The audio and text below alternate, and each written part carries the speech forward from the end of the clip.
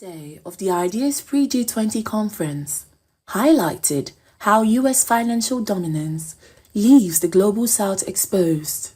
De-dollarization is about reclaiming economic sovereignty, with South-South cooperation paving the way for a fairer financial order. We're living in a world of permanent bullying and weaponization of dollar hegemony. So basically, the fact that the U.S. banks are so important in global trade and global payments allow them to bully the countries into pressuring them into certain policy decisions. Now, you have to build sovereignty with more than with speeches, with actual work, by establishing local correspondent banks in the region, by establishing payment processors. The current international payment system traps Global South countries in cycles of foreign currency debt and dependence. Experts advocate dual currency frameworks with firm sustainable South-South cooperation. This will enable realistic management currency risk, preserve sovereignty, and reduction in reliance on key global currencies. This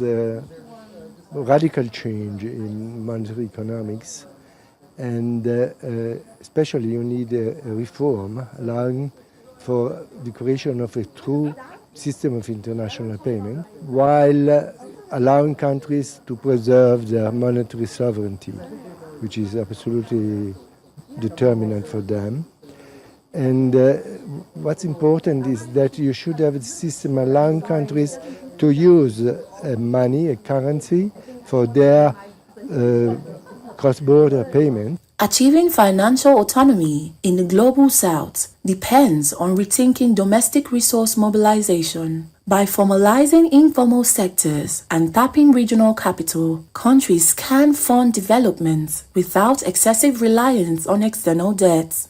Well, I think domestic resources mobilization is very important if you want to cut dependence on external debt, right? So I think in Africa's case, this continent is full of resources, right? There are a lot of young people, plentiful of workforce, and there are also a lot of critical minerals on this continent.